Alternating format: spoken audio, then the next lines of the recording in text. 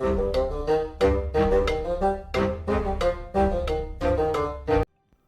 you join the resistance and take up arms to stop the German war machine?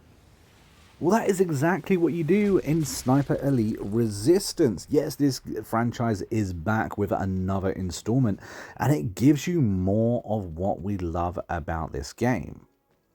Now, while the last installment wasn't my first bash at it, it certainly got me refreshed and certainly wanted me wanting to play more. And the latest installment does exactly that. It delivers upon what it does well, and it does so with slightly better graphics and a little bit more attention to detail in places. This game is described as a third-person tactical shooter.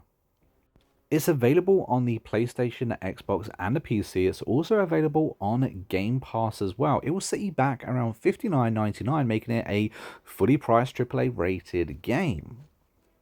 With that, it delivers 8 full-length missions. Now, these kind of act as an open-world missions. It gives you a few different varieties of objectives for you to complete. You get to do them in whichever way you see fit. You just kind of need to get to those point-of locations and accomplish what the game has asked you to do.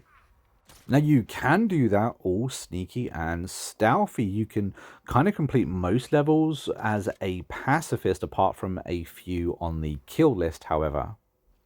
You have a variety of different pistols, different secondary weapons, and different rifles in which you can unlock and fully customize to your heart's content, as well as having a number of other things like explosives or bandages, first aid kits, mines, C4 charges, even the occasional rat bomb. So it really gives you the ability and the agency to pick how you want to play out these missions, on top of the fact that it is also a skill levels that you can unlock. So you'll accumulate experience as you play through the game, as you complete levels or kill or unalive bad guys. You'll earn experience in which you'll be able to then use that experience to level up your character and get a few extra perks and bits. So you really do get a massive choice in how you would like to play the game and be able to do so, even with changing the ammunition type for each of your weapons. Now, I wouldn't say that this is a looter shooter or anything like that, but I do like the ability to loot the bodies that you unalive. So that way you're able to get, more ammunition or more grenades, even pick up their weapons. Small touches like that I really like. You can't keep their weapons, as you have to unlock most of the weapons through objectives for inner games, but again, I like being able to use their weapons. Now, this game, for me, really does remind me of the old school Hitman games, in the sense that in that, again, you've got a target, you've got certain missions, you've got basically an open world in which you need to try and figure out how to accomplish your mission.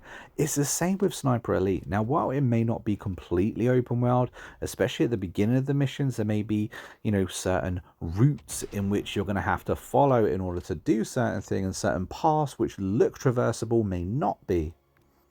But it is a very familiar feeling to me. And this is exactly why you want to play the game. If you like sniping games, even in Remote Instinct, the kill camera that this game gives you is just absolutely awesome. Second to none, honestly. The kill camera in this game is so much fun. It can be really interesting to see just the impact of your shots. One thing I did rather like is the fact that you can have another player infiltrate the game on their side to try and take you out. Sniper v sniper. This can make your games really, really difficult. Now, you can actually turn this feature off, but personally, I absolutely love it. It adds just an extra layer to these games, which I don't think that many other games can kind of match. This is also fully a cooperative game. You can play this game 2 players. So if you've got a buddy that you want to jump in with this game, absolutely do it. This game is much better as a co-op, as I think most games really are, because it can be quite funny watching, you know, your friends mess up. You're going to have to save them, or vice versa. There's also a number of different difficulties within this game, so you can really challenge yourself and your friend in order to complete it on the harder difficulties. There's also PvP modes where you directly go against your friends as well. So they've really thought about this. I love the cooperative side. Now, I've already mentioned that you can customize your weapons, but you really can. They've gone to town on this with a number of different features in which you can customize and change your weapons to make them really feel like you and yours, which kind of leads me into the replayability of this game. This is a AAA rated game. This is £59. This is a game that, you know, essentially can cost a lot more than that if you choose the deluxe versions, for instance. And you only get 8 levels. And I fully understand, you know, some people are going to be able to pick up this game and play level 1 to 8 in maybe 5-6 hours, if they're good enough, depending on which difficulty I guess you're playing on, and do it first time. But that's not how this game is meant to be played. I feel like this game is perfect for replaying those same levels, for opening up, unlocking different start locations, for instance, bringing in different weapons at the beginning, trying to do it different ways, trying to better your score. And every map and location that I've played feels really different. It feels so detailed. These maps are not one-dimensional. They have so many different layers to them that the replayability side of it just works so well.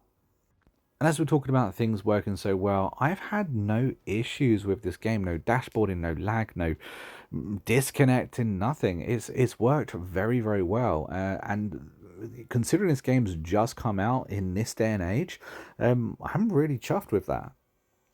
So far, I've had an absolute blast for this game, and I'm looking forward to playing more as well, just to kind of really see just how well these levels are designed, and of course, kick in with a friend or two here and there as well.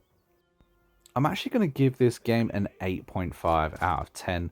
I really enjoyed it. Yes, it's a little bit clunky. Yes, the animation isn't as pretty as some of the games out there, but they've made huge improvements. And having the game work so smoothly on day one has to count for something.